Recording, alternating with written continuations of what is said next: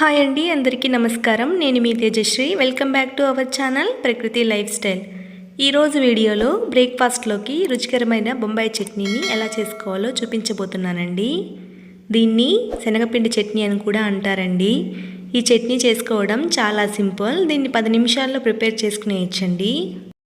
ఈ బొంబాయి చట్నీ చాలా టేస్టీగా ఉంటుందండి. ఇది ఇడ్లీ, దోశ, చపాతీ, పూరికి పర్ఫెక్ట్ కాంబినేషన్ అని చెప్పచ్చండి. మరి టిఫిన్స్లోకి ఈజీగా రెడీ చేసేసుకునే ఈ బొంబాయి చట్నీ ఎలా చేసుకోవాలో చూసేద్దాం. ఫస్ట్ స్టవ్ పైన ఒక ప్యాన్ పెట్టుకొని 3 టేబుల్ స్పూన్ల దాకా ఆయిల్ వేసుకోండి.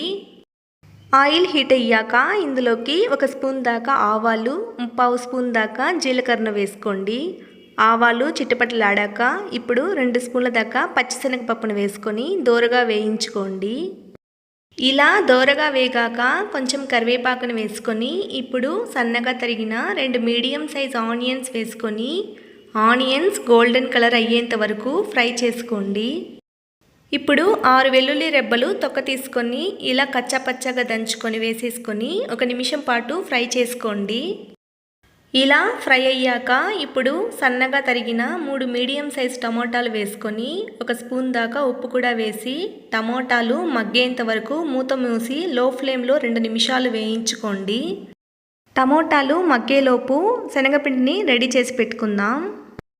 ఒక గిన్నె తీసుకొని అందులోకి 3 స్పూన్ల దాకా శనగపిండిని వేసుకోండి. ఇలా వేసుకున్నాక ఇప్పుడు ఇందులోకి 1/2 కప్పు దాకా వాటర్ని యాడ్ చేసుకొని శనగపిండి ఉండలు లేకుండా బాగా కలుపుకోండి. ఇలా కలుపుకొని ఈ కన్సిస్టెన్సీ వచ్చాక వీటిని పక్కన పెట్టుకుందాం.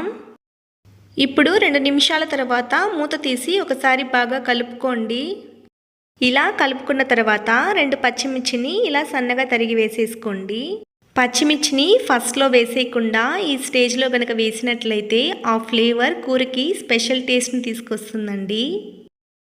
పచ్చిమిర్చిని వేసుకున్నాక జస్ట్ 1 నిమిషం ఇలా కలుపుకున్నాక ఇందులోకి 1/2 స్పూన్ దాకా పసుపును వేసుకోండి. అలాగే 1/4 స్పూన్ దాకా కారం పొడి, 1 స్పూన్ దాకా ధనియాల పొడి, చిటికెడు గరం మసాలా పొడి వేసుకొని 1 నిమిషం పాటు ఇలా కలుపుకోండి.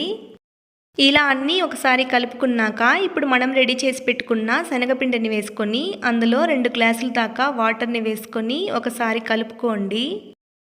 శనగపిండి పచ్చివాసన పోయేంత వరకు లో టు మీడియం ఫ్లేమ్లో 4 నిమిషాల పాటు ఉడికించుకోండి. 4 నిమిషాల తర్వాత చూసారు కదా, ఈ చట్నీ ఈ కన్సిస్టెన్సీలో ఉండాలండి. ఇది చల్లారాక కొంచెం థిక్గా అవుతుంది. ఇప్పుడు స్టవ్ ఆఫ్ చేసేసుకొని ఫైనల్గా సన్నగా తరిగిన కొత్తిమీరని వేసుకొని 1 స్పూన్ దాకా నిమ్మరసాన్ని యాడ్ చేసుకొని కలుపుకుంటే మన టేస్టీ బొంబాయి చట్నీ రెడీ అయిపోతుందండి. చూసారు కదా బొంబాయి చట్నీని ఎంత క్విక్గా రెడీ చేసేసుకున్నామో. సో మరి మీరు కూడా ఒకసారి ట్రై చేసి మీకెలా కుదిరిందని నాతో కమెంట్లో షేర్ చేయండి. ఈ వీడియో కనుక మీకు నచ్చినట్లయితే ప్లీజ్ లైక్ చేసి సబ్స్క్రైబ్ చేసి మీ ఫ్రెండ్స్ అండ్ ఫ్యామిలీతో షేర్ చేయండి. Thank you for watching. Next వీడియోలో మరొక రెసిపీతో మళ్ళీ కలుద్దాం.